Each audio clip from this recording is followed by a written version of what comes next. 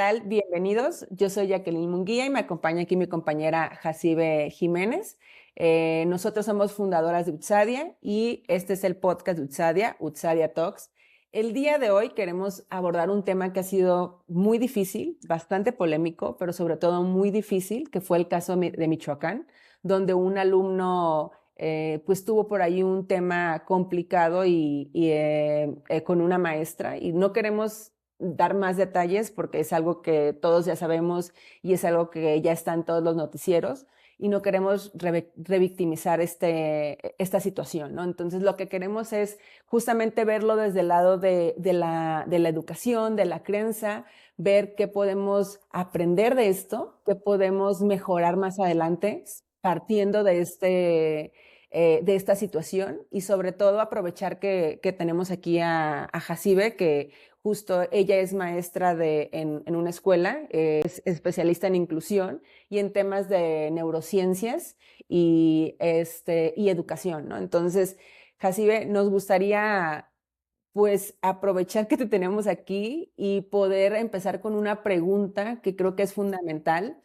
que es, o sea, ¿qué nos dice como padres esta situación? Y también como maestros, ¿no? Tú que eres docente. Bueno, pues muy buenas tardes. Jackie, es un gusto otra vez estar aquí como cofundadoras trabajando en nuestro podcast, que el objetivo pues es brindar información, alguna orientación. No es como que lo que digamos aquí es su totalidad, la verdad. Buscamos contribuir, ¿no? Desde la trinchera en la que estamos, me toca ser maestra, me toca ser mamá también. Y desde la pregunta que tú me haces, creo yo que la tragedia, porque fue una tragedia, lo sucedido en Michoacán, que ha sucedido en otros países también y en otras comunidades también, de a lo mejor de alguna otra forma, al final es un síntoma, es la punta del iceberg, es el punto, creo yo, más álgido que grita las carencias que hay del conocimiento de una crianza consciente y de una educación también consciente desde dónde estamos trabajando. Crear conciencia que como padres formamos vidas. Cada cosa que decimos, que no decimos, que hacemos y que no hacemos, tiene un impacto directo en la vida de un ser humano. No se trata de mí como papá, si qué he vivido yo, qué no he vivido yo, si estoy cansado. Obviamente sí, tenemos que tener salud como papás, pero sí adentrarnos, y esto lo hablo para quienes piensan ser papás, quienes están a punto de ser papás o quienes ya tienen hijos en edades muy rescatables todavía. Siempre hay una esperanza, pero hay momentos en la vida que es más rescatable que en otros momentos poder accionar, tanto como papás y también como maestros. Nuestra labor como maestros va más allá de dar conocimientos. Esa es nuestra principal función, es nuestro principal objetivo, pero en cualquier libro, incluso si tú lees los libros de la Secretaría de Educación Pública, cuando haces un formato que te entregan una base de gobierno, lo que es ser un docente va más allá de solamente la transmisión de los conocimientos. Y creo que eso es un llamado a entender que así como un médico no puede atender a un paciente conociendo nada más su enfermedad, sino que la historia de vida del paciente, su contexto, que come, que no come, que vive, cómo se ve, te da muchísima más información y te da más nitidez. ¿Cuántos nos hemos ido al doctor, tanto a sectores públicos o privados, y el trato se vuelve muy importante? Y el médico puede decir, pues que yo no soy psicólogo para tratarla bien, ella viene a que yo la cure y punto. Sin embargo, ¿cómo influye?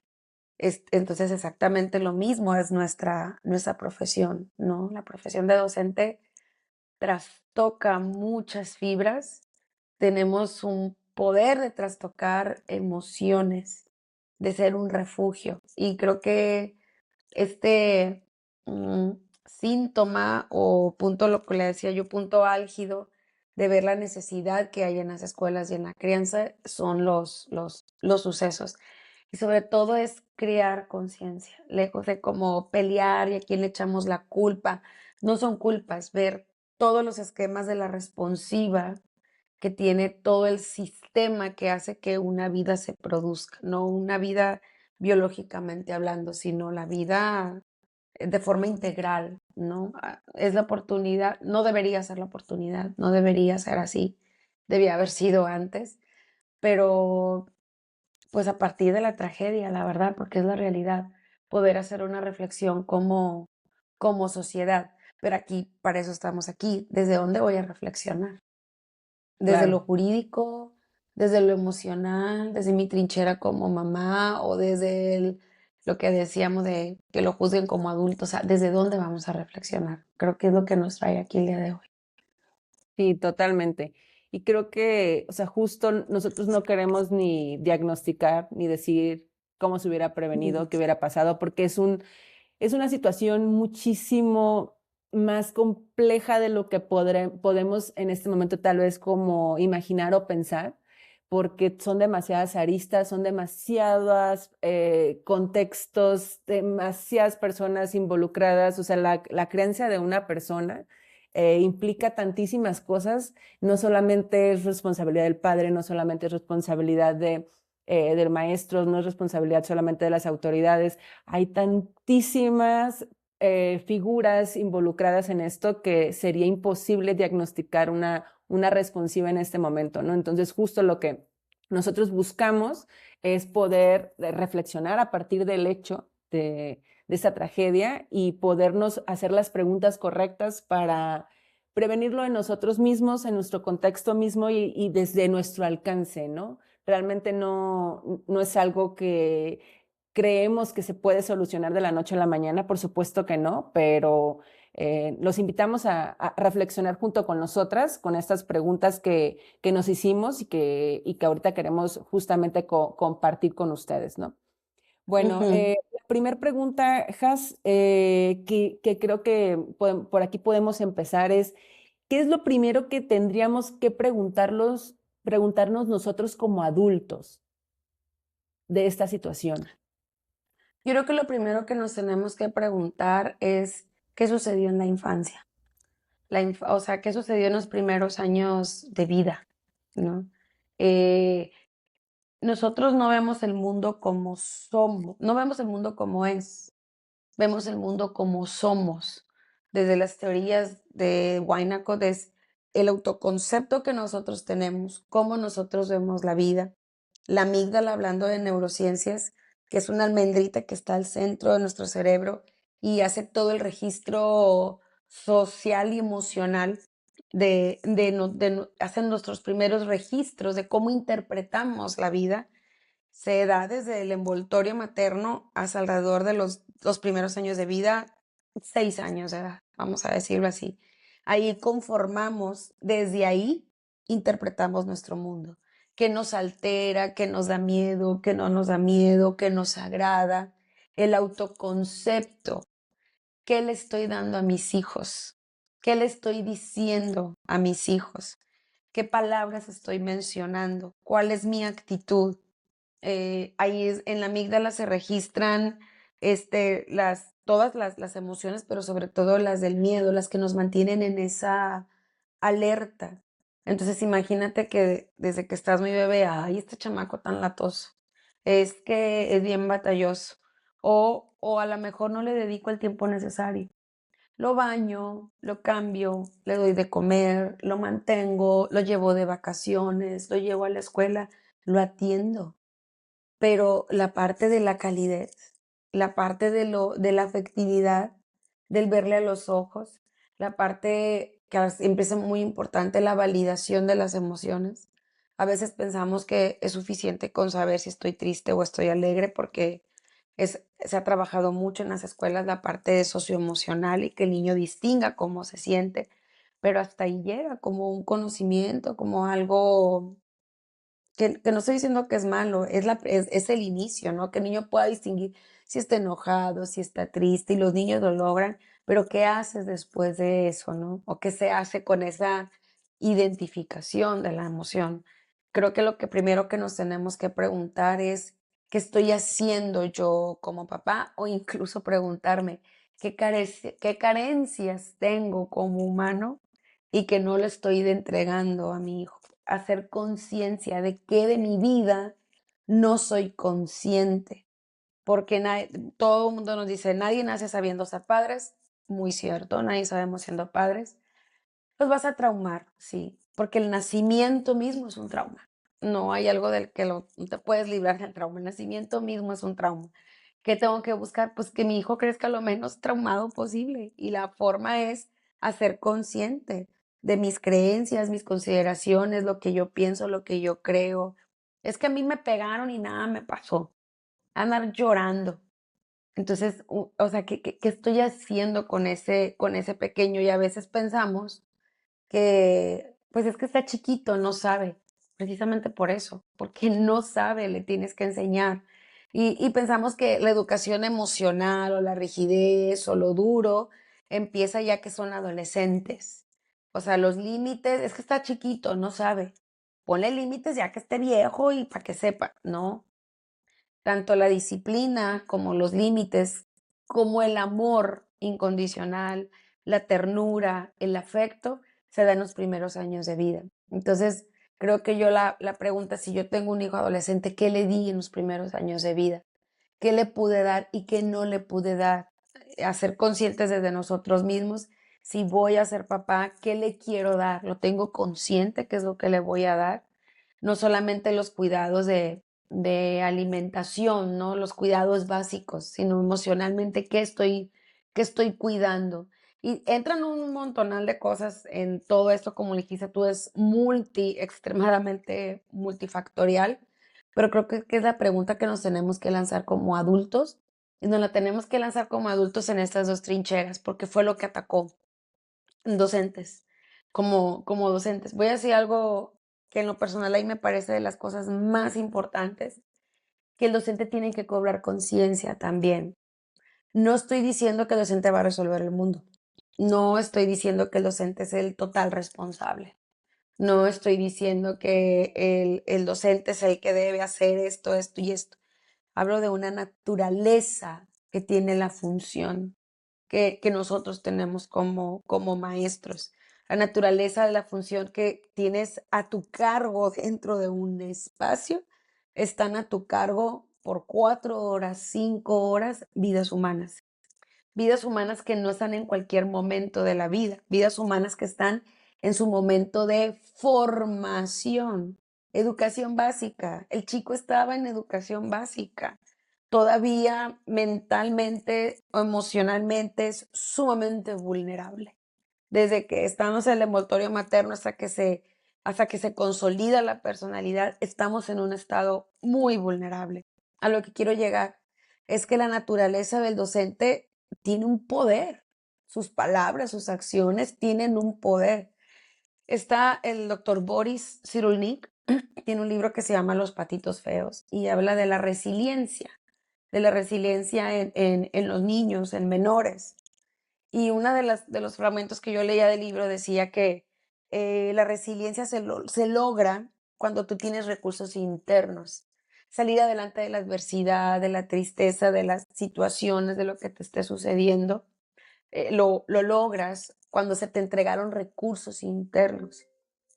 Entonces, algo importante aquí es que esos recursos internos no los adquieres en la primera infancia, ¿no? Y decía que quien te los da son tus cuidadores primarios, tus cuidadores principales. Cuidadores principales, ¿quiénes son? Padres de familia o abuelos o tíos, personas, tus tutores, los que están a cargo de tu crianza, y entran los docentes. Cuando yo leí esto fue como, se me fundieron los fusibles, dije, es que tenemos mucho poder nosotros. O sea, legalmente no somos los tutores, pero hablo de esta naturaleza que tiene nuestra labor, que a lo mejor legalmente algo no está escrito, pero hay un perfil, hay un poder del cual el docente, ojo, y quiero ser muy enfática en esto, no lo quiero responsabilizar porque a lo mejor legalmente no puedo, pero sí invitarlo a cobrar conciencia del poder que tiene el ambiente de aprendizaje que genera en el salón. A lo mejor lo podemos desarrollar con otros elementos, pero sí nos tenemos que preguntar como papás, ¿qué le estoy dando a mi hijo? ¿Qué le di desde el envoltorio materno? ¿Qué le estoy dando? Y como docente, ¿qué ambiente de aprendizaje yo estoy generando en mi salón, ¿no? O como director en mi escuela. Preguntarnos eso. Ok, de acuerdo. Oye, ¿y cómo pudo pasar algo así? ¿Algo así sucede de la nada? ¿Cómo es que esto sucede?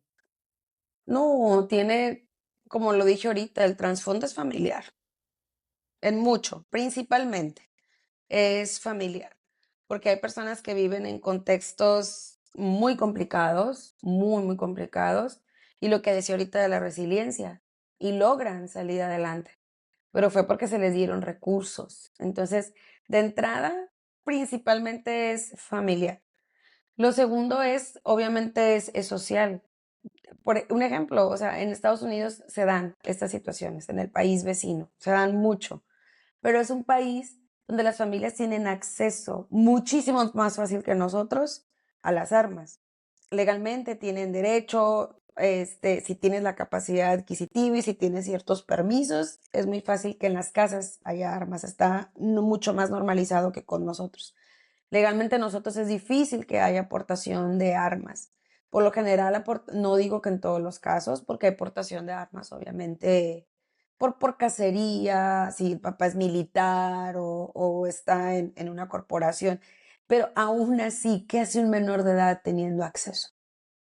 ¿Qué Que, hace un que menor de edad teniendo justo, acceso? justo creo que el papá de este niño, bueno, el padrastro, por lo que leí, era, no recuerdo, pero policía de algún grado, no recuerdo exactamente cuál, pero creo que el arma era suya.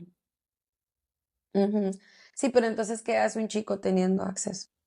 O sea, los tiempos de cuidado. Obviamente cada profesión tiene sus cuidados, ¿no? O sea, si yo trabajo tractores, trabajo maquinaria, la tengo en casa, voy a cuidar a qué hora salen mis hijos, cómo salen. O sea, obviamente hay un descuido también emocionalmente, qué es lo que estaba sucediendo en la mente de este chico, ¿no? ¿Qué síntomas hay? Parte dura de ser papá es la vigilia, es estar permanentemente, o sea, no vigilando, no es la palabra, sino al pendiente de todo lo que sucede, mantener contacto. La adolescencia es un espacio difícil, es difícil por desinformación, es difícil porque los papás no tenemos información del cerebro adolescente porque no sabemos cómo manejarlo, porque desde un principio muchas cosas no se hicieron y en la adolescencia se manifiestan, ¿no? Y esa desregulación que llega a ver se vuelve caótica. Entonces es multifactorial, creo firmemente que viene desde la familia. Obviamente, lo que decía, o sea, tuvo acceso al arma, pero aún con la labor, ¿cómo es? ¿Dónde la pusiste? ¿Dónde la colocas? ¿Qué hábitos tienes? O sea, entra mucha parte ahí y entra también el ambiente de la escuela. La escuela puede a veces fungir como un refugio. No estoy diciendo que la escuela está obligada a ser un refugio, ni que ahí se hicieron cosas malas con el chico, ni que tiene la culpa, no, pero sí hay una corresponsabilidad. Hay una corresponsabilidad también en nuestra sociedad en general del acceso que se tiene, por ejemplo, a las redes sociales. De verdad, es un dilema el acceso que se tiene a las redes de forma desmedida. Y lo digo como mamá también de un adolescente, es una tarea muy ardua, la verdad, estar al pendiente, qué está viendo, con quién se junta, a dónde va, a qué hora se fue, a qué hora se duerme, las horas de sueño, qué come, o sea, es un pendiente constante. Entonces es multifactorial de que no nació de esa situación, no surgió en la adolescencia del chico. Muy probablemente viene desde antes.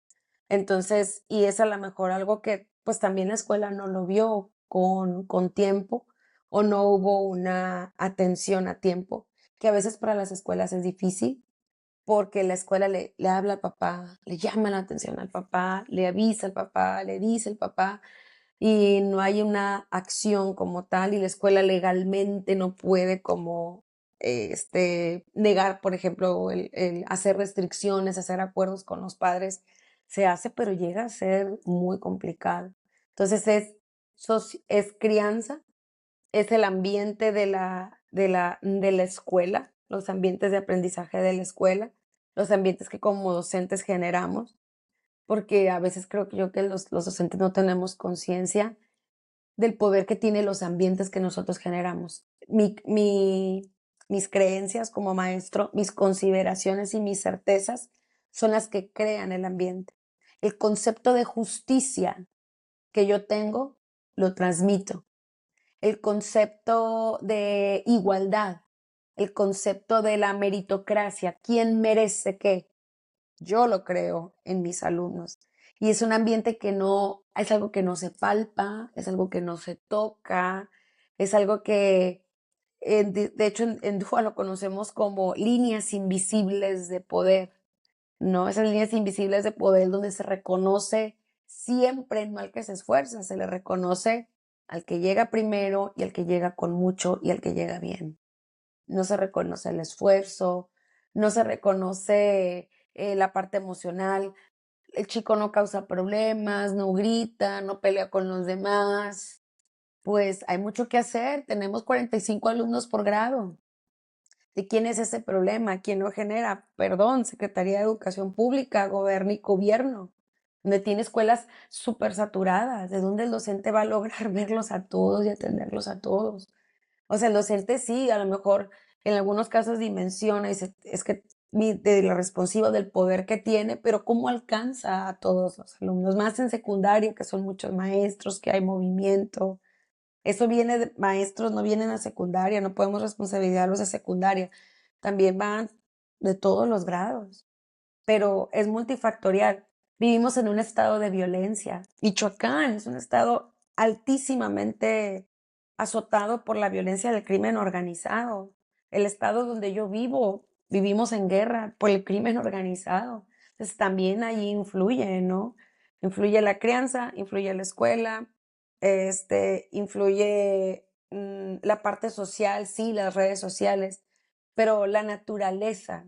Si tú vas a cualquier eh, ranchería, a cualquier comunidad pequeña, ¿qué mentalidad tienen los muchachos, por ejemplo? Y eso se traspola también a los muchachos en la ciudad, donde está muy naturalizado casi ya la violencia. O sea, es multifactorial, pero ahí principalmente hay que revisar las acciones y omisiones de los padres de familia, principalmente.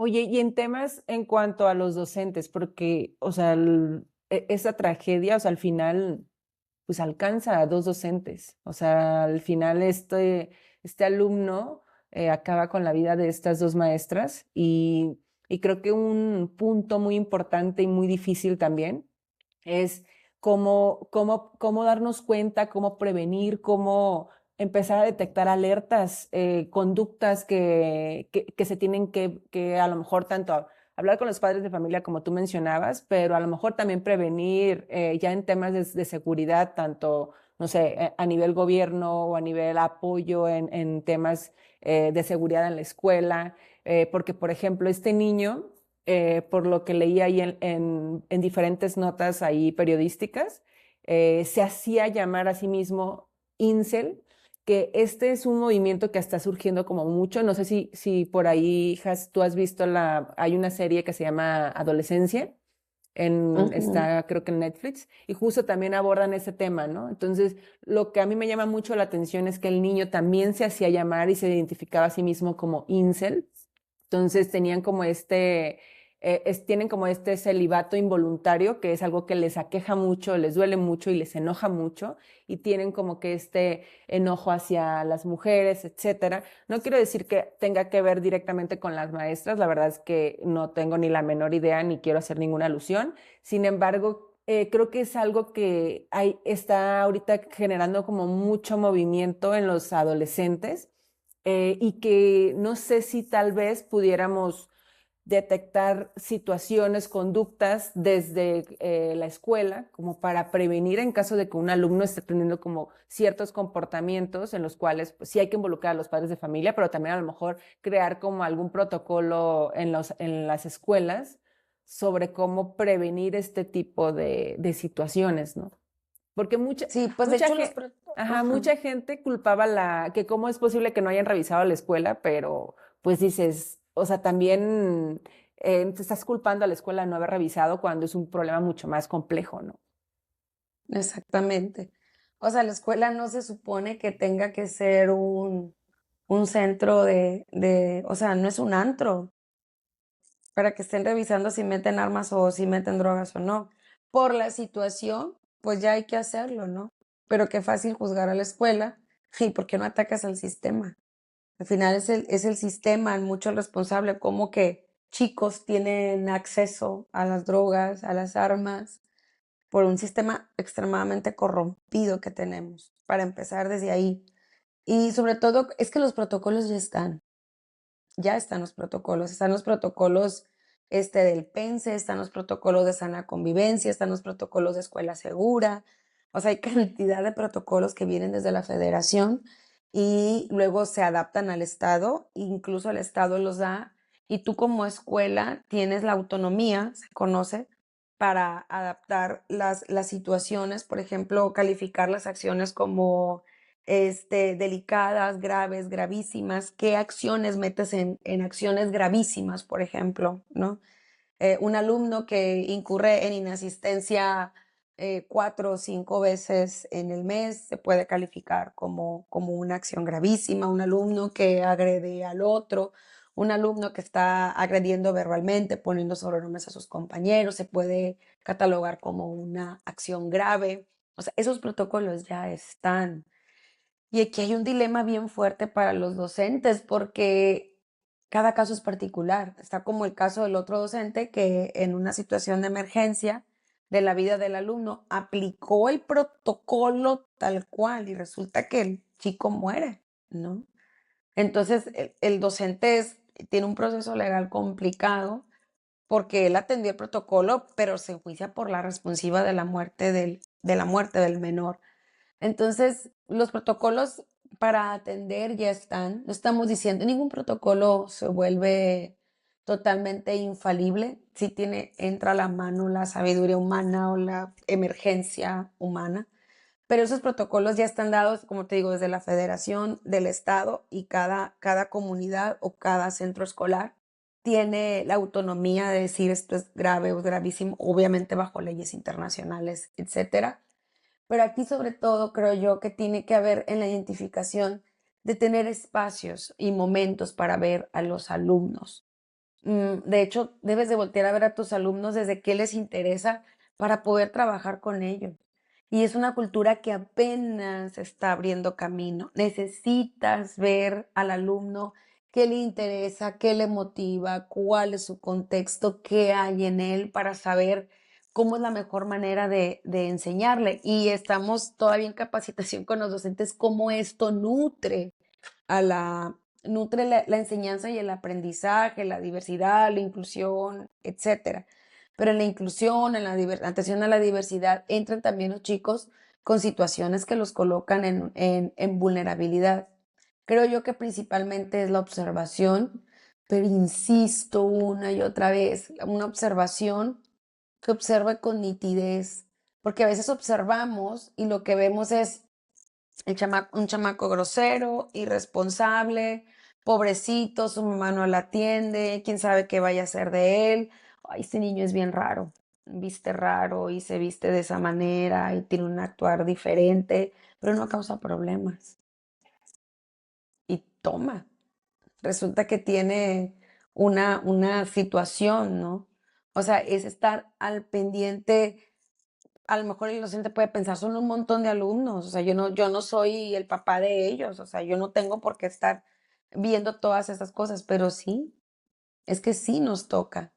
O sea, trastoca es donde hablo de la naturaleza que tiene nuestra profesión. Entender, maestros, entender que no se separa lo emocional del aprendizaje.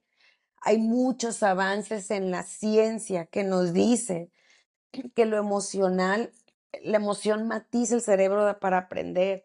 Tengo que tener, o sea, claridad en la emoción, en las emociones de mis alumnos, en lo que está viviendo, para generar aprendizajes, no para hacerla de psicólogo y no para resolverle la vida, sino que este sea un ambiente donde yo contribuyo, ojo con lo que voy a decir, y creo que esto, principalmente esto, brindarle sentido de pertenencia. Lo que estos chicos hacen es que a mí, mi mamá tampoco me peló, tampoco estuve de acuerdo, o sea, tienen una historia de vida, traen un dolor y se encuentran con una tribu, con una comunidad que los acoge, que los valida, que valida lo que sienten. Se encuentran con alguien que también su mamá cometió error, o sea, que me valida, principalmente eso. Entonces estoy en una secundaria donde pues paso por raro, donde no tengo amigos, donde la maestra pues como no causa problemas pues apenas si me ven. Puedo pasar desapercibido porque parece que no mató ni una mosca y que ando en la tonta, o sea, hay una simulación. Yo le decía, asesorando a un papá, me decía, tenía 2 hijos, es que este chamaco por todo explota, por todo grita, se pone mal y él es el otro no, el otro es bien tranquilo, le mando a hacer algo y no me está diciendo nada. Le digo, los dos están desregulados emocionalmente. No, me dice, es que ese es el que se pone mal. Digo, es que los dos están desregulados. Alguien que no, alguien que jamás explota, alguien que jamás se enoja, alguien que todo el tiempo hace lo que el otro quiere, que es una persona que está implotada. Eso no es regulación emocional. Y el otro que tapa todo, pues tampoco, ¿no? Son los dos extremos, pero en ambos hay desregulación. Pero por lo general vemos desregulado a ese que causa, que está explotando, que causa conflicto, y no vemos como desregulado al otro, a quien no causa problemas. Entonces, a esto es a lo que voy, que el docente tiene que cobrar conciencia. Los docentes de secundaria, maestros de secundaria, sus alumnos no se pueden regular emocionalmente. Sus alumnos van a seguir teniendo actos, ojo, no son irresponsables, van a seguir teniendo actos de irresponsabilidad, de irregulación, de falta de autodominio, de falta de planificación, de razonamiento, porque son adolescentes, el cerebro, su parte prefrontal, orgánicamente hablando, no les da para hacer muchas funciones que se les exigen a los muchachos. Entonces, el docente tiene que saber que los ambientes que hay en las escuelas, maestros, ustedes los generan. Los maestros los generamos. Los docentes los generamos. Es mentira eso de que es que los muchachos ya no lo quieren. No conviven porque lo ven raro y porque no conviven. Sí, pero tú lo estás pensando.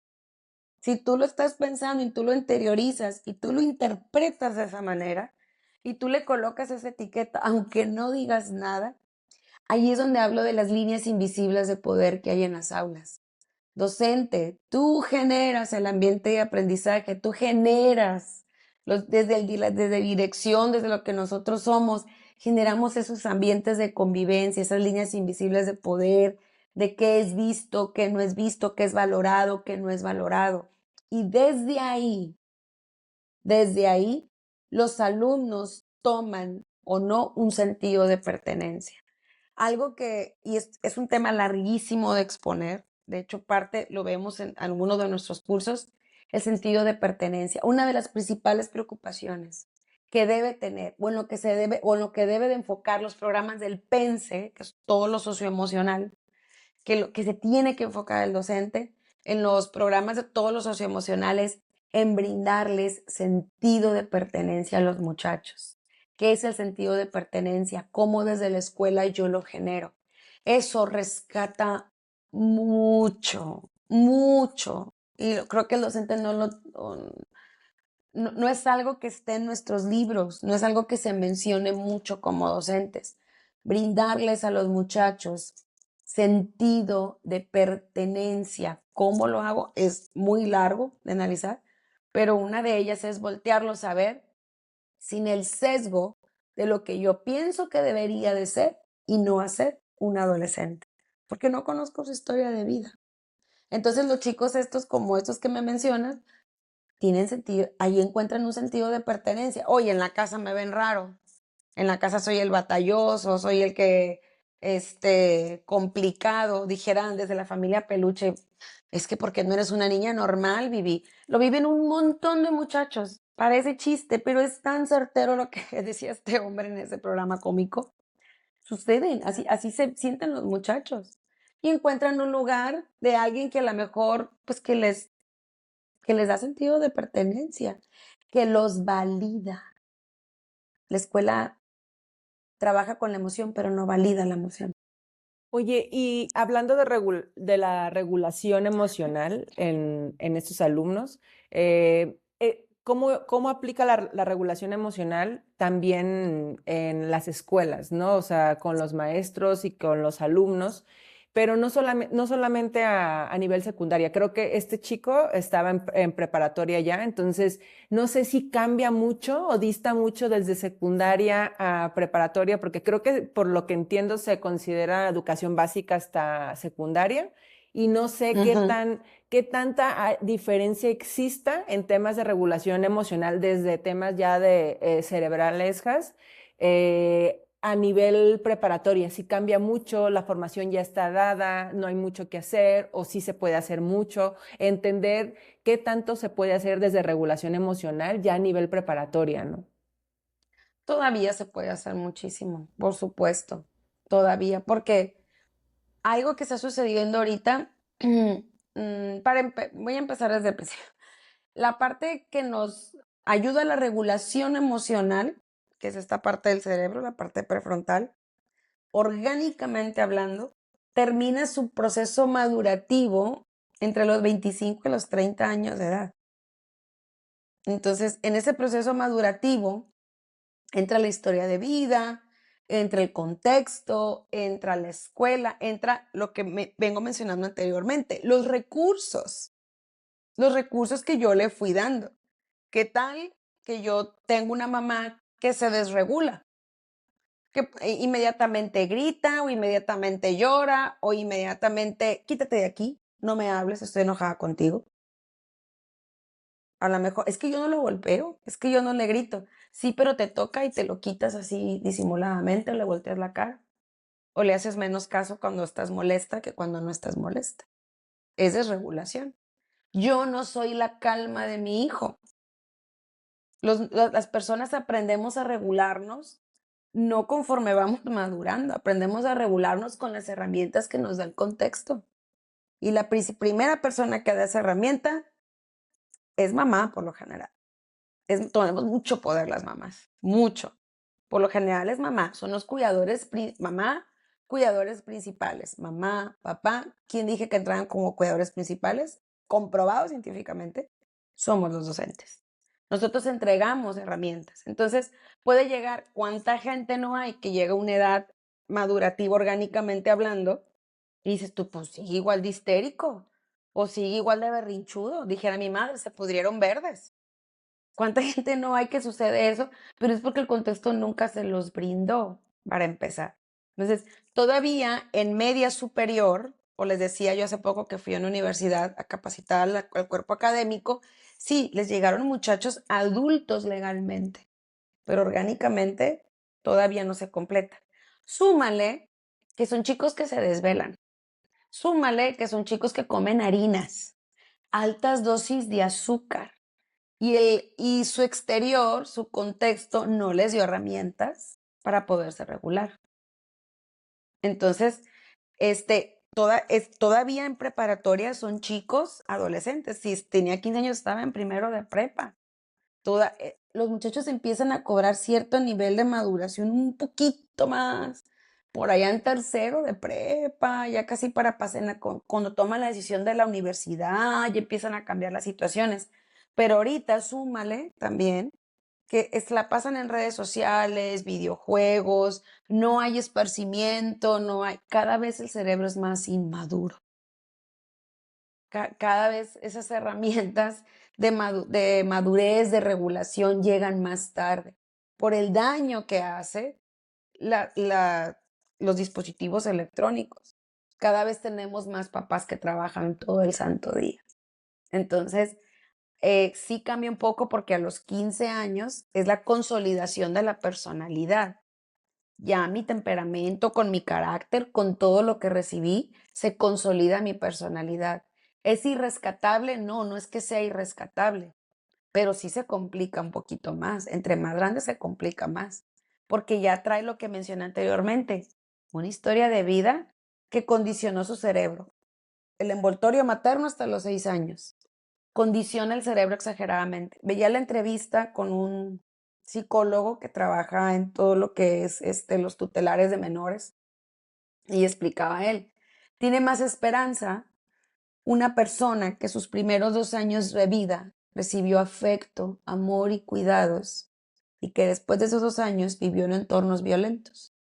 A chicos que sus primeros 2 años de vida fueron de abandono y violencia y que después tuvieron bonitos contextos amorosos, puede tener más esperanza.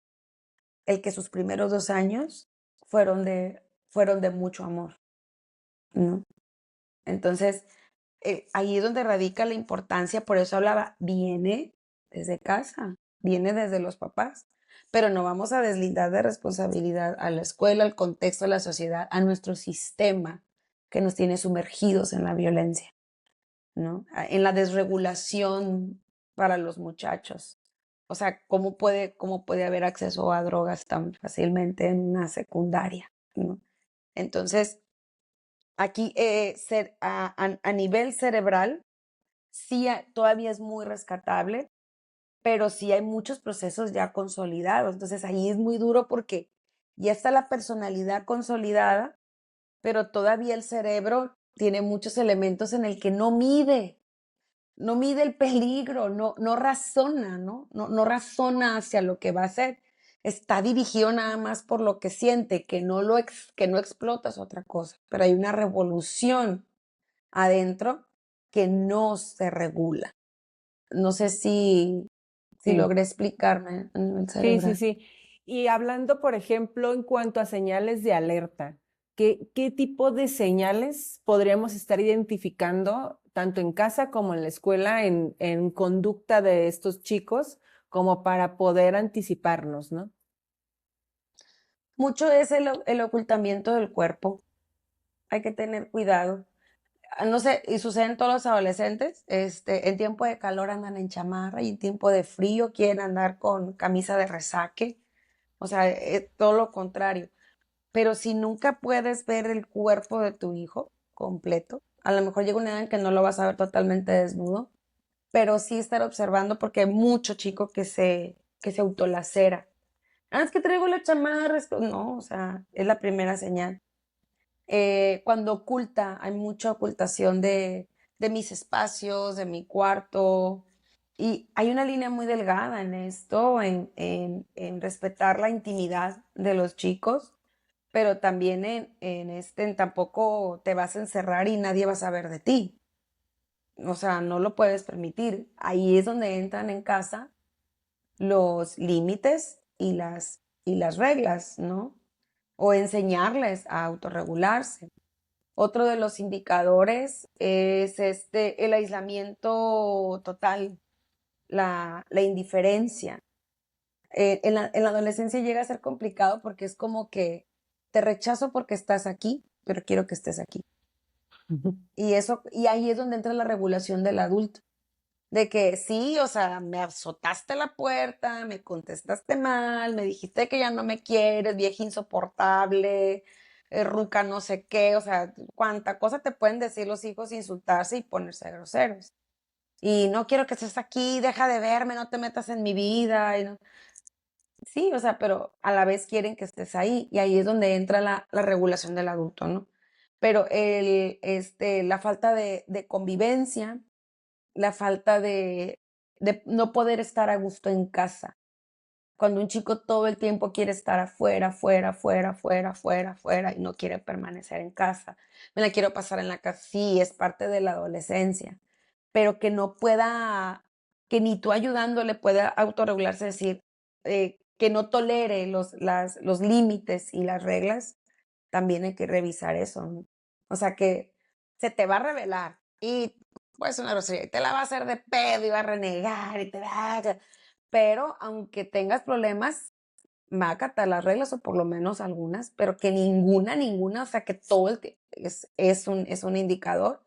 O un chico que todo es perfecto. No hay mentira más grande que un adolescente y un niño perfecto.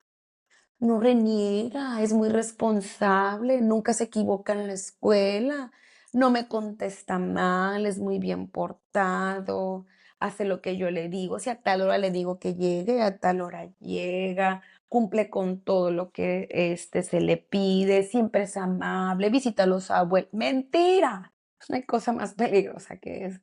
Tengo que tener un hijo, no en el extremo, ¿no? Pero tengo que tener un hijo que reniegue, que me conteste, que a veces quiere, que incumpla, que se equivoque, que un Que chico sea real. totalmente bueno, que sea real. Un chico totalmente bueno es un indicador. Casi, es mi niño es perfecto. No, no es muy peligroso. Puede llegar a ser peligroso. A lo mejor no en su adolescencia, pero a lo mejor en muchas situaciones. No, no estoy diciendo de, ay, si es perfecto, ay, ir a cometer una tragedia como la que sucedió. No, no estoy diciendo eso. Pero para su propia vida eso no existe, no es real. No es real. Entonces, creo que son uno de los indicadores, los extremos, esa perfección y también el otro como que con ningún tipo de sanción, ni nada, nada. O no tiene ni siquiera un lapso en el día en el que pueda yo en algún momento interactuar con él, o está totalmente ensimismado, ensimismado, no sale de salón, solo juega con objetos digitales, también son indicadores. Tengo que tener acceso, tengo que tener acceso, no como vigilia, como un acceso natural a ver su cuerpo, a lo mejor no vigilar sus redes y meterte de más porque hay secretos de otros chicos o le puede gustar a alguien, no sé, pero, pero sí que no esté en el extremadamente oculto de no puedes ver nada, ¿no? Creo que como mamá hasta ahorita y como docente son los indicadores. Alguien que no reniega es alguien que nunca explota por algo, es alguien desregulado. No confundamos. No, no, a Ok, veces nomás nos vamos con el escandaloso, pero no. También es desregulación no hablar o nunca explotar. ok. Oye, y en cuanto a lo que Ujú. normalizamos como adultos, de pronto hay también situaciones que luego tanto normalizamos como minimizamos siendo adultos a cargo, que pueden ser focos rojos o alertas que no nos estamos dando cuenta. ¿Cuáles considerarías que pudieran ser? Yo creo que de esos focos rojos que casi nadie ve son las etiquetas. Me atrevería a decir eso. Etiquétate hace muchos años. Siempre les digo, ¿cuántas veces le dices a un hijo, no, es que tú eres un campeón, tú eres un campeón, ¿no? Y el día que pierdes, en la vida va a perder. O perdemos un trabajo, perdemos una carrera, perdemos un amor, siempre perdemos, algo perdemos. No bien nos va a tocar perder. Entonces, cuando siempre le dijiste, no es que tú eres un campeón y eres un chingón y es esto, o sea, y el día que le toque perder, el nivel de frustración que va a experimentar no lo va a tolerar. O cuando le dices a un hijo que eres bien inteligente, eres muy inteligente. ¿Qué sucede cuando ya no se siente inteligente? ¿No? O cuando no logra, o qué hace, ya cuando no se siente inteligente, ¿qué hace? Abandona. No tiene tolerancia a la frustración. Entonces creo que son una de las cosas más sutiles que no nos damos cuenta ni los papás ni los maestros, que les decimos, es que es la más hermosa, es la más bonita, es la más inteligente, o es flojo, es desobligado, es distraído, es lento, es todo lo que tú le digas a un hijo y a un alumno que se connote como adjetivo calificativo, es etiqueta. Se transforma o se puede transformar en una etiqueta. Que se lo estés repitiendo o que se lo digas con fuerza o que se lo estés reiterando. Un ejercicio, ¿cómo le hago para evitar esto? No uses adjetivos calificativos. No uses adjetivos calificativos. Habla de hechos. Eres un cochino. Tienes un cochinero en tu cuarto. No le digo eres un cochino. Oye, tu cuarto está sucio. Tienes desorden en tu cuarto. Cometiste un acto irresponsable. Eres un irresponsable. Oye, esto fue de tu parte, fue irresponsable porque hiciste esto.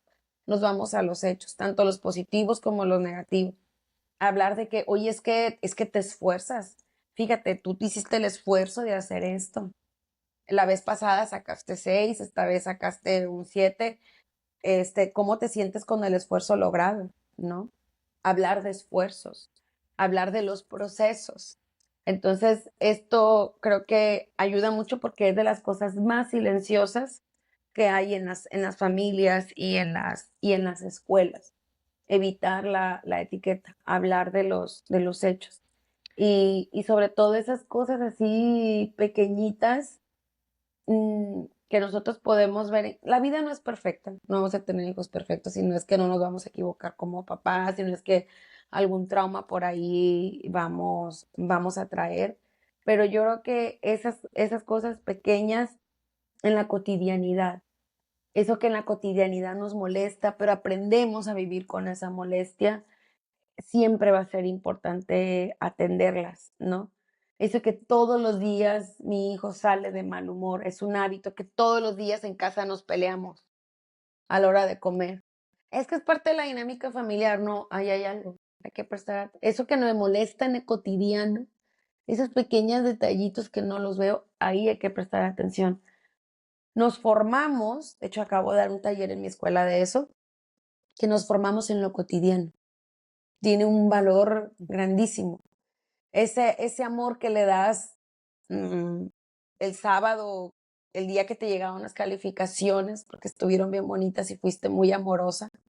Y ay, eso, expresión grandiosa de amor, eh, no es que esté mal, pero el amor se construye en lo cotidiano. La crianza se construye en lo cotidiano. Construimos la personalidad, la fuerza o la debilidad de nuestros hijos en los actos de todos los días. No nos vayamos a los actos, en actos como este ya fue la cúspide, no. Algo tuvo que haber sucedido con ese chico todos los días y que nadie lo vio. Algo, y nadie lo vio. Entonces nos formamos en lo cotidiano. Prestar atención. ¿Es cansado? A veces es posible. No, pero yo creo que es una invitación que haría es irnos a lo cotidiano, siempre. Ok. Oye, y en cuanto a la escuela, en ese tipo, como el ejemplo que mencionabas de las etiquetas, de las cosas que normalizamos normalmente como adultos, en las escuelas, ¿como qué tipo de situaciones se dan que no estamos viendo que pueden ser alertas o focos rojos? Y también ver qué tipo de herramientas a lo mejor ellos podrían tener para tratar al menos de no llegar a un tema tan grave como esto que sucedió, ¿no? Ujú. Cuando tú ves que un chico que no se defiende, un chico que no reacciona, un chico que no tiene que ser amigo de todos. O sea, hay personas con personalidades más selectivas, ¿no? Pero que no convive absolutamente con nadie, que no tiene ningún tipo de interés, que no le puedes encontrar el interés en algún punto, que no manifiesta ningún tipo de interés en nada, ¿no? O el otro extremo, el chico que es perfecto, que siempre es perfecto. Ese que jamás causa algún problema, ese que nunca hace ruido en clase. O sea, por ejemplo, tuve una compañera que era muy inteligente, de esas chicas modelos, ¿no? Modelo tanto de bonita como de buena estudiante, hija y todo. Pero sí se podía agarrar con los maestros cuando no le gustaba la calificación. O sea, no era como que, lo que me digan todo, no, o sea, o tenía conflictos con ciertos compañeros de, oye, tú no te estás comportando, o no sé, pues. O sea, no se quedaba callada, pues, a pesar de ser como muy, muy recta, ¿no? Entonces, esos que todo el tiempo son perfectos y que jamás causan un problema y jamás se meten en un problema y igual que en la casa.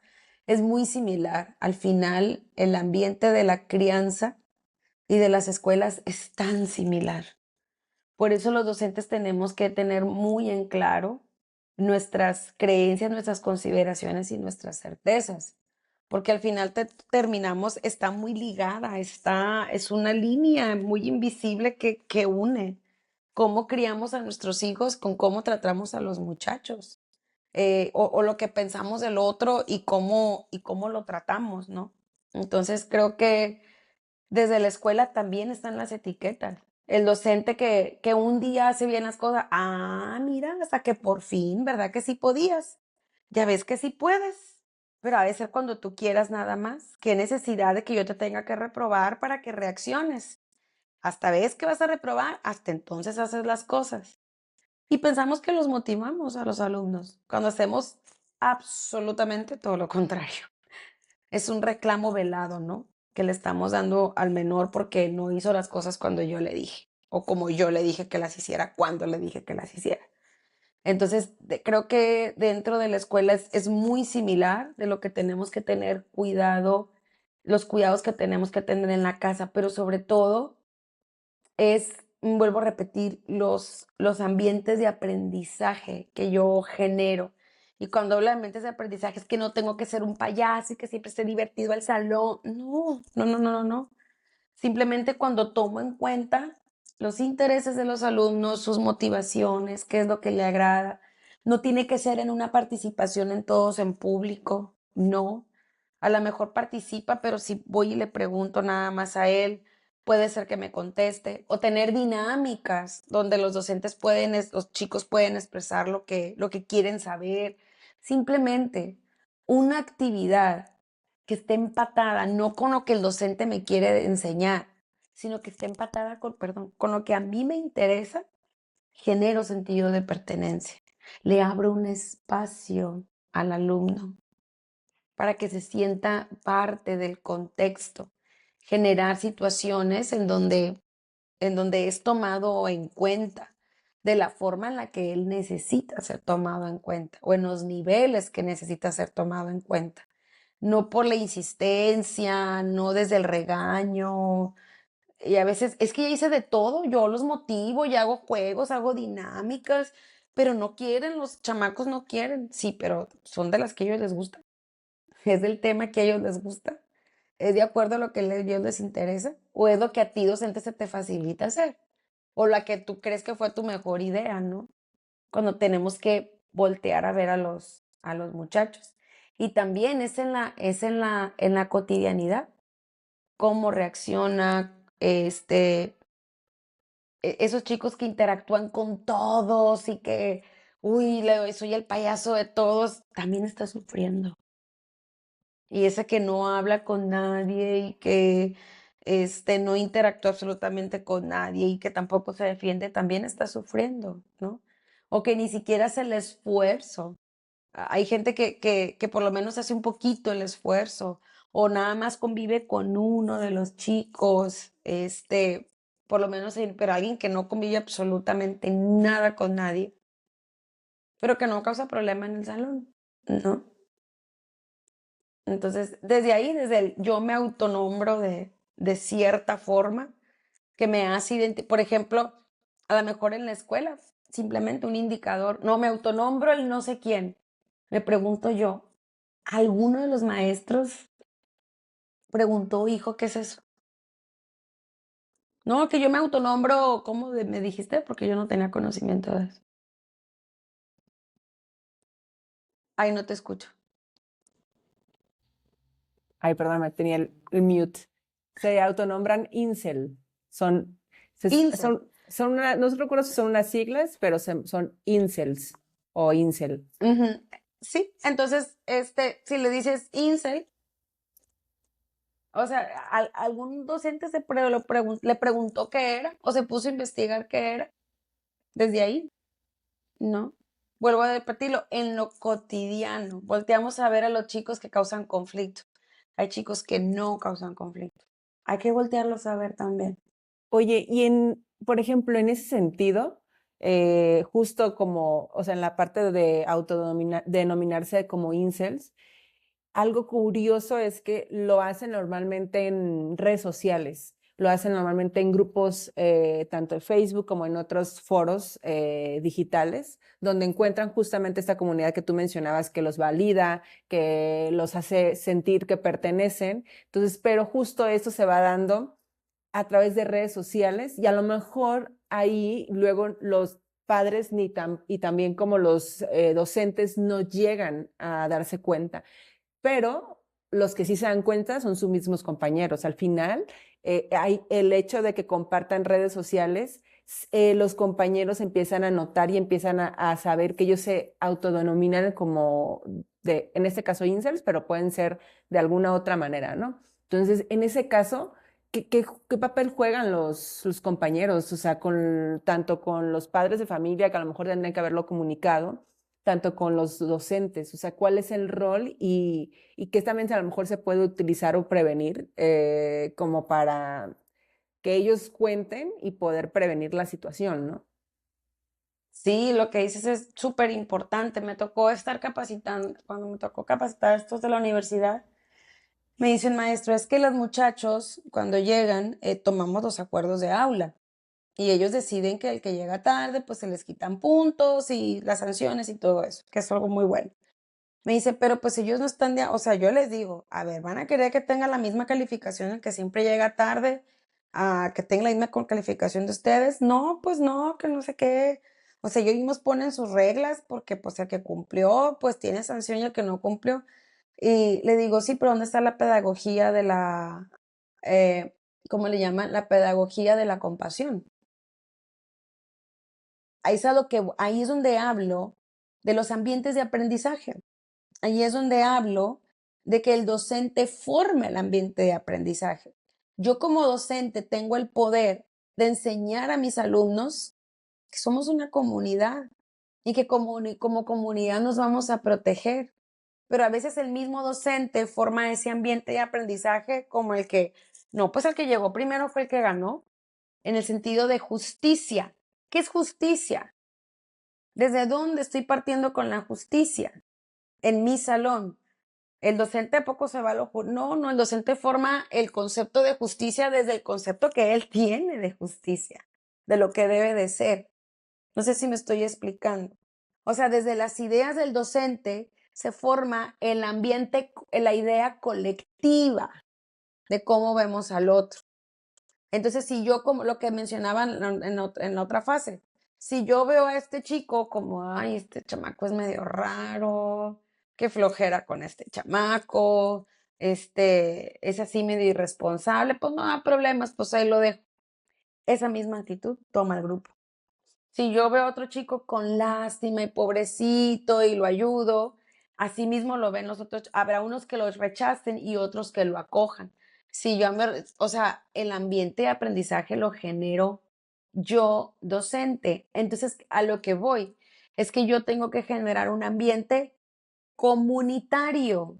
Yo tengo que generar un ambiente donde nos ayudamos todos, donde todos contribuimos, donde hay una situación, pero esa situación yo la aprovecho para generar aprendizajes en mi salón, ¿no? Situaciones donde el chico es un problema, ¿qué oportunidad tenemos para aprender todos comunidad? Porque al final, lo que yo no abrazo como comunidad me termina matando. Pero como dice un proverbio africano, el chico que no sea, el ser humano que no sea acogido por su tribu, la terminará quemando. Que fue lo que hizo este muchacho y lo que hacen muchos muchachos a veces, ¿no? Entonces, el docente tiene que enseñarle a los chicos a que estamos al pendiente de otro, que vemos al otro, desde dónde lo estamos viendo, o sea, cómo esa situación la utilizo. Yo me acuerdo que en el preescolar, una niña que se comía el lonche de los demás, digo, aprovecha la situación. Es que los niños ya no la quieren, se ha vuelto un problema esto. ¿Los niños? Sí, los niños ya no la, ok, los niños ya no la quieren, no quieren que juegue con ellos porque les quita el lonche en el recreo.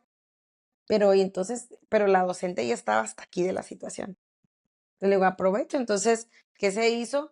Vamos a hacer un grupo, los que comparten, los que no comparten. No, pues yo sí quiero compartir, yo no quiero compartir. Ok, aquí se sientan los que sí quieren compartir el día de hoy. A veces compartían muchos, a veces compartían poquitos. Y los demás niños que decían no, ellos ponían los límites a la niña. No, es que yo decidí no compartir. Ahí están los que sí comparten. Y los que sí compartían venían y se la traían. Mira, yo sí te voy a dar, ten. Y era flexible. A veces puedo compartir y a veces no voy a compartir y eso se va a respetar. Y aparte de eso, sacaban los días de la semana, hicieron sumas, comparaciones, qué día comparten más, qué día comparten menos, qué traje yo de mi lonche, o sea, un montón de dinámicas que salieron de ahí. Pero había una niña que era el problema, se comía el lonche de los demás y los demás yo no aguantaban que se comiera el lonche del resto. Entonces, Ya. estoy atendiendo el ejemplo, o sea, la oportunidad que tiene el docente. Tiene mucho poder, pero eso los muchachos no lo saben. ¿Por qué? Porque de ellos no van a razonar de, oye, que hay peligro, oye, que hay esto, oye, hay que avisarle, hay que. No. La conciencia colectiva se forma en comunidad, sí, nosotros como padres, pero también nosotros en la escuela. Entonces, esto nos tiene que enseñar a que como escuela tenemos que formar comunidades de aprendizaje y comunidades de ambiente de aprendizaje donde todos son valorados de diferente. Ahí eso es atender a la diversidad. Maestros, eso es atender la diversidad. No darle un trabajito a cada quien y por los aprendizajes, no.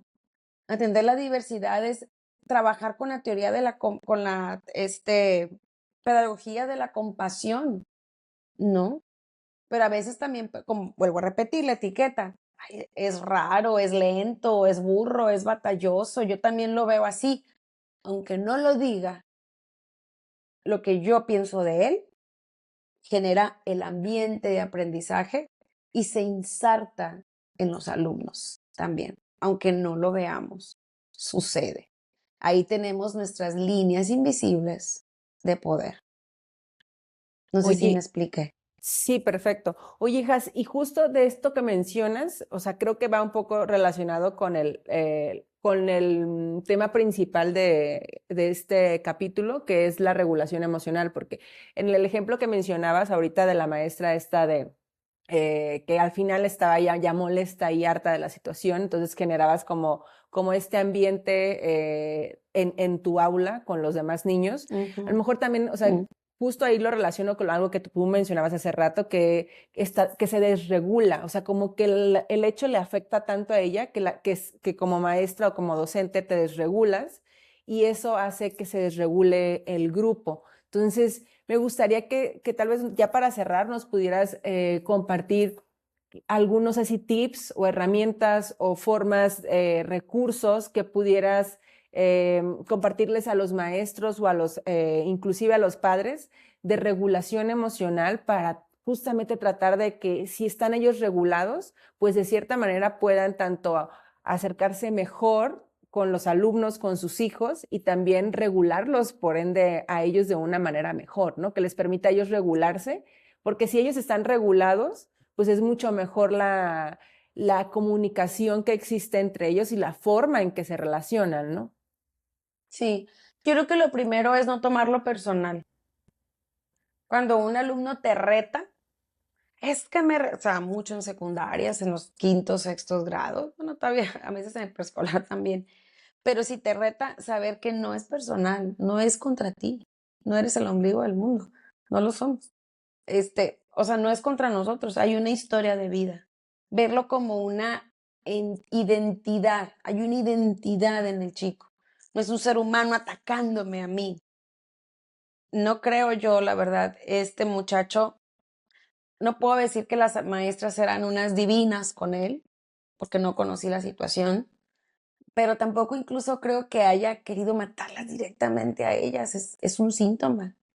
O sea, te quiero matar a ti porque tú representas algo, no es a ti, es a lo que representas, ¿no? Probablemente.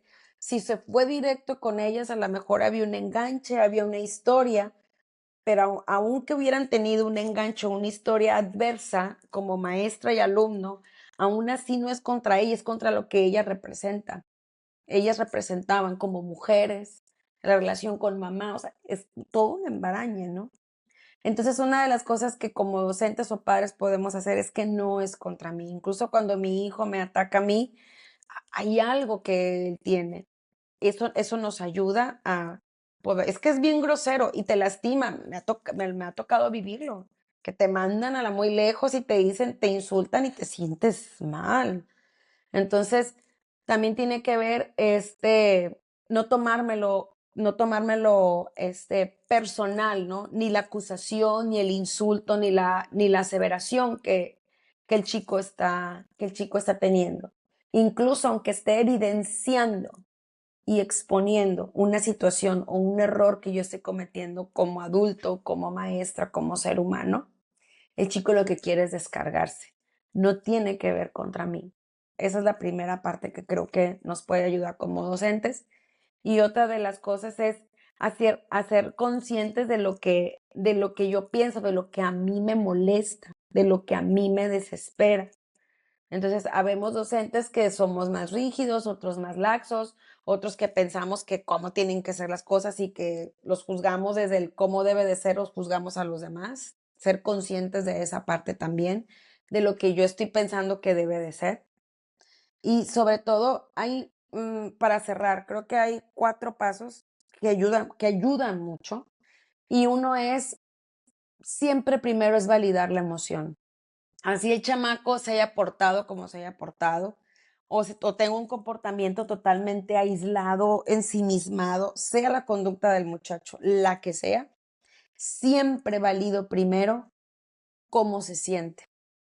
Porque a veces buscamos alentar, dar consejos, y no quiero que se sienta mal, y corrijo su conducta, y mira, pero nunca valido la emoción.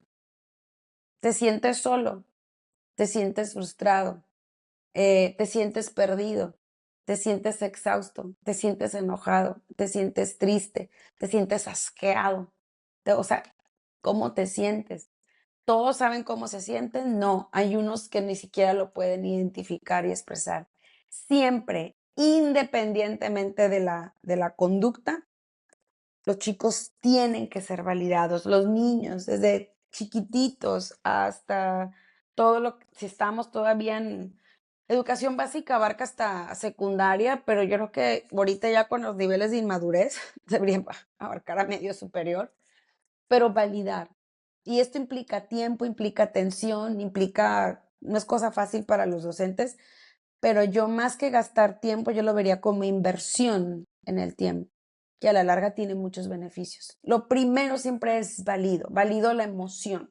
Te sientes de esta manera, sientes esto. Una vez que valido la emoción, le pregunto, ¿qué necesitabas? ¿Qué querías? No, es que yo le quería pegar porque me enoja, que esto, que es que me ganó. O sea, sí, pero tú qué querías? ¿Querías tú ganarle a él? Y no vamos a juzgar el qué quería y el qué necesitaba, porque muchas veces validamos. Me tocó una maestra, le digo, primero hay que validar, yo le iba acompañando. Es que yo estaba enojado porque yo quería jugar. Ay, por eso le pegas. O sea, primero valida la conducta, o sea, le identifica la emoción. Es que yo me sentía triste, pero por eso estás triste nomás. O sea, Y luego invalida. vamos por pasa. Y luego invalida, o sea, nada más es válido la emoción, ¿ok? Estás triste, estás alegre, estás muy desilusionado. Yo también he estado desilusionada, valida, lamento que te sientes así, o qué padre que te sientas así, o qué difícil, válido. Una vez que valido, oye, pero tú qué necesitabas, tú qué querías. Es que yo quería jugar, es que yo le quería ganar, es que yo me quería vengar, o sea, ¿qué querías? Que seas sincero en qué querías, sin un juicio. Una vez que descubrimos qué querías, entonces entra junto con él el análisis, no culpabilidad.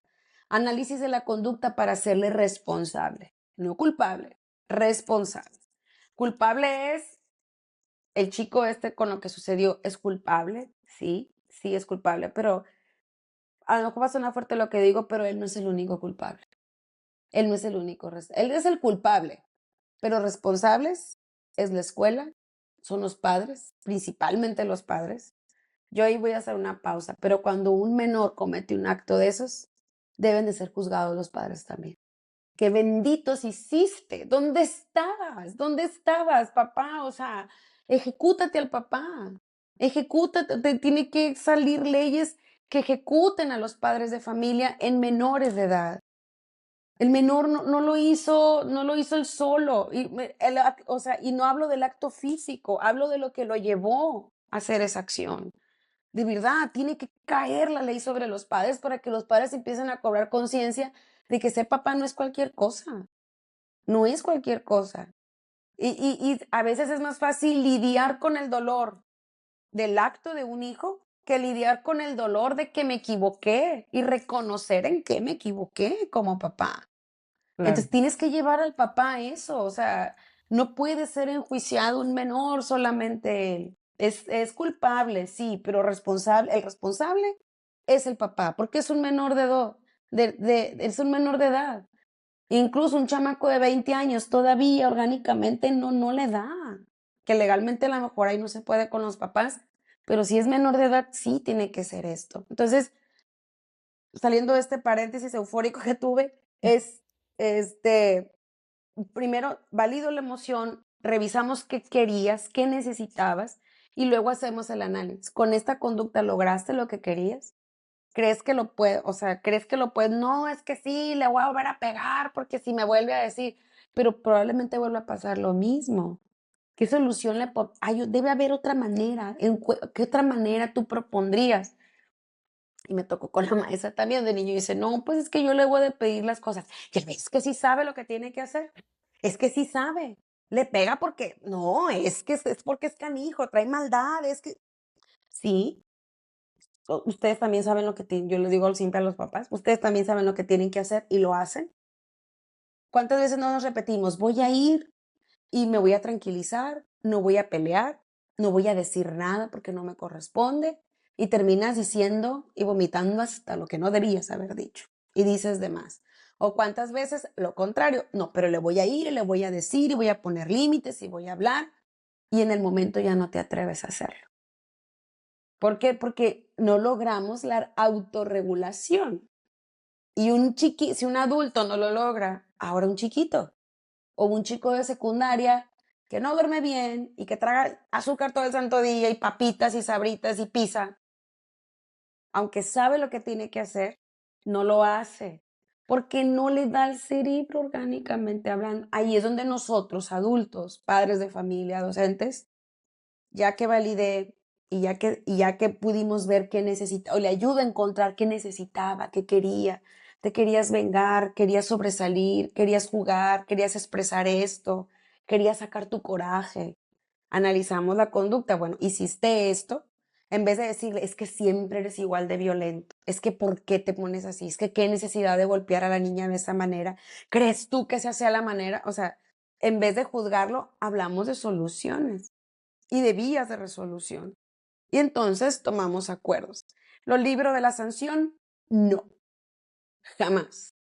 ¿Ese chico merece sanción? Sí. ¿Merece que caiga la justicia de la ley sobre de él? Claro, no que lo merezca, nunca me gusta hablar de merecer, tengo un tema con eso, pero dentro de la justicia de la legalidad, a él tiene que ser enjuiciado, pero no solamente él. Enjuicien el ambiente en el que está, enjuicien a todos los actores alrededor de su vida también que Una- caiga la ley. Sí, porque hay corresponsabilidad de cierta manera, ¿no? Claro, por supuesto. De hecho, yo con los padres no hablaría de una corresponsabilidad. Es un menor de edad, no es un adulto. Todavía no, sí, siempre es una decisión, pero es un cerebro en formación. Neurológicamente es un cerebro inmaduro, muy inmaduro todavía. Más con lo que ya dije, el contexto temporal y geográfico en el que él vive son contextos que el cerebro queda inmaduro, desgraciadamente hablando, ¿no? Claro. Es la realidad. Entonces, y ya una vez que, ok, la sanción es esta, pero tú puedes encontrar otra vía y se va a enojar y se va a indignar y le va a molestar y a lo mejor el chico lo va a volver a hacer y se vuelven a cometer esos errores, pero este pasaje de la validación poco a poco empieza a construir algo en él. No te libro de la sanción, una sanción anticipada. Tú sabes que por estos actos está de forma anticipada, está esta sanción, pero primero recorrió un camino y ese recorrer ese camino de forma constante, sistematizada, consciente, me va a brindar a mí herramientas para conocer también al alumno, a mi hijo, y es una inversión de tiempo. Dijeron, mamá, es que no tenemos tiempo para ponernos a hacer todo eso, inviértelo, maestro. O que haya alguien en la escuela que ayude en esta inversión de tiempo, pero en esos pasos. Porque por lo general lo que hacemos, que le preguntamos, y a mí se me hace una reverenda estupidez, perdón por alguien que lo haya hecho, ¿por qué lo hiciste? Es una tontería hacer esa pregunta. El chico no sabe por qué lo hizo. Quien levante la mano el adulto que sabe perfectamente por qué tuvo ciertas reacciones en su vida. A veces que no sabemos, como estamos en euforia, se nos desconecta el cerebro y quedamos en nuestra parte más primitiva. Entonces, no preguntar por qué lo hiciste. No empiecen con la pregunta no empiecen desde la conducta. Valido, hablamos qué necesitabas, qué querías, vemos los actos, los analizamos, buscamos vías de solución y la sanción jamás se quita, siempre se mantiene. Pero antes ocurrió lo demás, ¿no? Nunca pregunto desde la conducta, nunca. Ok, pues listo. Yo creo que con esto, creo que ayuda bastante a entender, al menos analizar, reflexionar y poder entender qué cosas podemos accionar para tratar de, pues, de evitar lo más que se pueda desde la trinchera que nos corresponde a cada uno de los actores que estamos en el contexto de los niños que tenemos alrededor, de los que somos padres, de los que somos docentes, de los que somos familia incluso. O sea, creo que podremos utilizar mucho de los consejos y de las herramientas que mencionaste, Has, para poder tratar de prevenir, de tratar de ayudar lo más posible a nuestros niños y a nuestras infancias. Pues yo creo que con esto cerramos. Creo que ahí nada más me gustaría como acotar, porque luego en temas de lenguaje hay gente que luego puede no entender tal cual lo que decimos. Cuando decías de ejecutar a los padres, te referías a accionarlos, ¿no? O sea, realmente porque luego Ah, se sí, sale de sí. contexto. De Entonces, contexto, no, no, no, no. sí, muchas veces en temas, a mí me pasa, y creo que también cuando tenemos los cursos que estamos grabando en línea, que luego yo soy la que los subtitula y Jacibe los imparte y yo los edito y los subtitulo. Luego tenemos muchas palabras que solamente nosotras nos entendemos, o que luego solamente en nuestro contexto de la ciudad donde somos se entiende. Entonces, nos Se gustaría entiende, ajá. como Se puede justamente hacer nada más malinterpretar. esa acotación. Y nada, ¿no?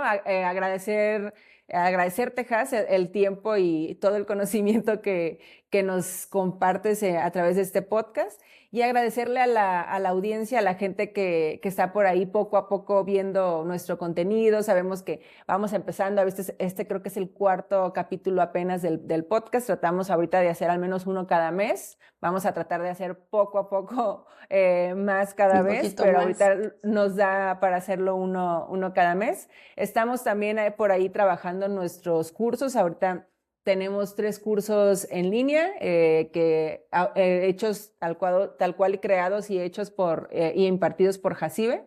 Y pues nada más que agradecerles e invitarlos a que, si este capítulo, este contenido le resuena a alguien más y que consideras que le puede servir o le puede ayudar a reflexionar o a mejorar su vida de alguna manera, pues se lo compartas. Y que si te gustaría hacer algún comentario, alguna acotación, o que te gustaría que algún tema abordáramos en el próximo capítulo, también nos dejes los comentarios. Este podcast está tanto en YouTube como en Spotify, y pues invitarlos, ¿no? Invitarlos a que nos sigan en nuestras redes sociales. Y pues nada, Nojas, que próximamente estaremos lanzando por ahí más cursos y que estén pendientes, ¿no? Ujú, así es. Y ha sido un gusto estar aquí otra vez. Pues bueno, pues muchísimas gracias. Nos vemos en el siguiente capítulo. Hasta la próxima. Hasta luego.